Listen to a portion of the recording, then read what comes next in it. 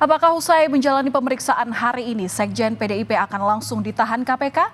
Kita tanyakan langsung ke jurnalis Kompas TV Asri Gunawan dan juru kamera Julian Fernando. Asri, bagaimana kemungkinan akan ini? Hasto jadikah ditahan usai diperiksa nanti?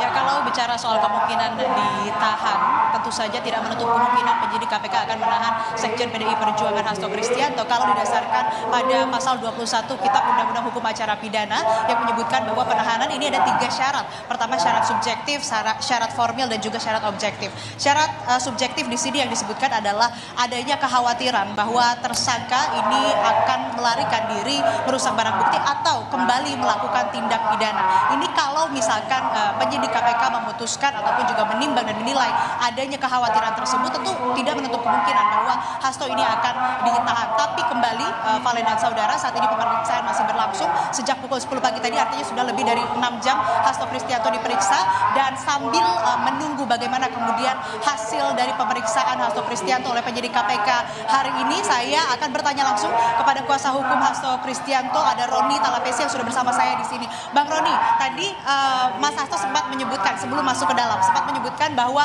sudah siap lahir batin kalau ditahan. Ini bagaimana persiapannya? Ya, tentunya segala proses hukum kita hormati, dan terkait dengan pemeriksaan hari ini, kami melihat tidak ada hal urgensi untuk menahan Mas Hasto.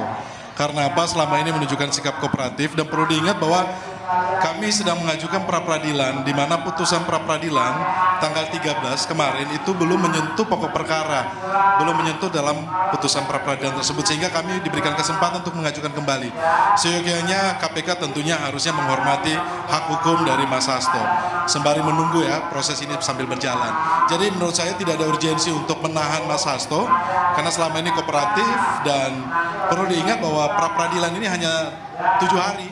1 minggu, tidak membutuhkan waktu yang lama.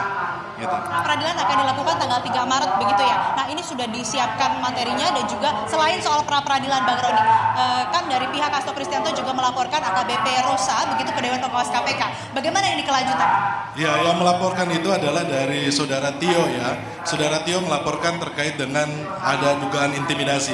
Kemudian juga kemarin dari pengacara tim hukum dari Mas Hasto juga ikut melaporkan dari rangkaian beberapa peristiwa yang kami duga bahwa saudara Rosa ini melakukan namanya hal-hal yang tidak sesuai hukum. Tentunya itu kita menggunakan hak hukum, dan itu hal yang biasa untuk melaporkan ke Dewas. Baik, kita tunggu bersama bagaimana kemudian proses hukum yang berlangsung, baik itu di KPK maupun juga proses hukum di pra-peradilan yang diajukan oleh pihak Mas Hasto. Terima kasih Bang Roni waktunya.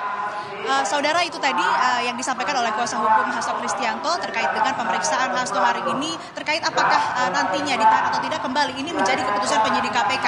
Dan tentu saja hal yang didalami ataupun juga pemeriksaan hari ini mengenai 2 perkara. Yang pertama ini soal dugaan suap dan gratifikasi terkait dengan proses pergantian antara waktu anggota DPR, dan juga perkara yang satunya lagi ini merupakan perkara perintangan penyidikan atau obstruction of justice. Kita tunggu bersama para saudara bagaimana kemudian keputusan ataupun juga konferensi pers yang nantinya akan digelar KPK usai selesai memeriksa Hasto Kristianto, Sekjen PDI Perjuangan. Kembali ke Anda di studio, Valen.